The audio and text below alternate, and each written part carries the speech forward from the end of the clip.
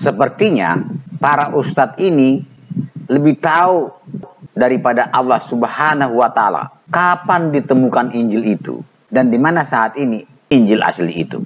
Mari kita dengar komentar para ustadz.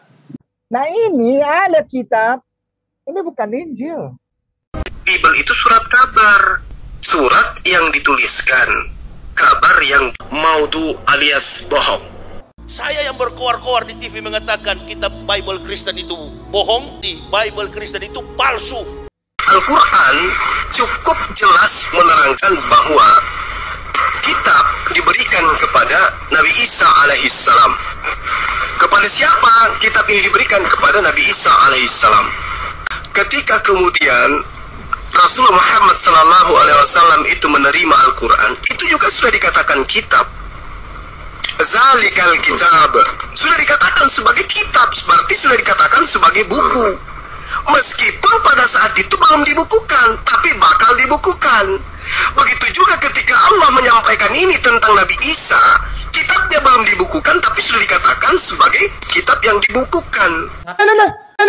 Nah, bukan begitu. Nah, tidak begitu kan? Ngerti gak sih, masa bolot-bolot amat sih? Jangan bolot, pinter dikit. Injil itu firman Allah yang diturunkan dalam bentuk kitab kepada Isa bin Maryam. Titik segede kelapa.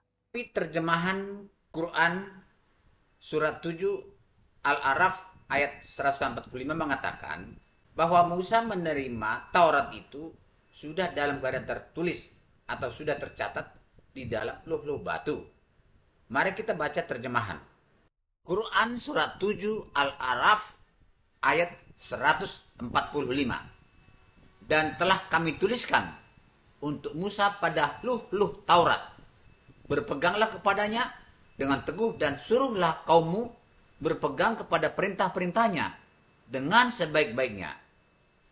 Luh ialah kepingan dari batu yang tertulis padanya isi Taurat yang diterima Nabi Musa sesudah munajat di Gunung Tur Sinai. Taurat, Zabur, Injil adalah wahyu yang diturunkan Allah Subhanahu wa Ta'ala kepada Nabi Musa, Nabi Daud, dan Nabi Isa alaihissalam. Karena tidak dijanjikan untuk dijaga, makanya kita tidak pernah mengetahui atau mendapatkan atau menemukan teks aslinya. Biblos bukanlah Injil. Pertanyaannya Injilnya kemana? Lembaga gereja mula-mula, mereka yang harus ditanya. Kemana yang asli kau tempatkan? Sampai kami sendiri pun tidak bisa menemukan yang asli. Tanya sama gereja yang mengumpulkan catatan itu. Di mana Injil yang asli sekarang? Injil itu hanya ada di dalam Al-Quran. Injil yang ada murni di dalam Al-Quran. Loh, ternyata sudah dapat ditemukan kitab Injil itu rupanya ya. Kapan ditemukan itu Injil dari tangan bapak-bapak gereja? Dan kapan itu pindah ke Al-Quran? Tidak ada seorang pun manusia yang tahu. Jangankan manusia. Allah Subhanahu wa Ta'ala sendiri pun tidak tahu. Buktinya, tidak ada tercatat dalam Al-Quran kapan Injil itu ditemukan dan kapan dipindahkan ke Al-Quran. Hadis sendiri pun tidak tahu sama sekali. Sepertinya para ustadz ini asal ngomong seenak modelnya saja, tanpa dasar.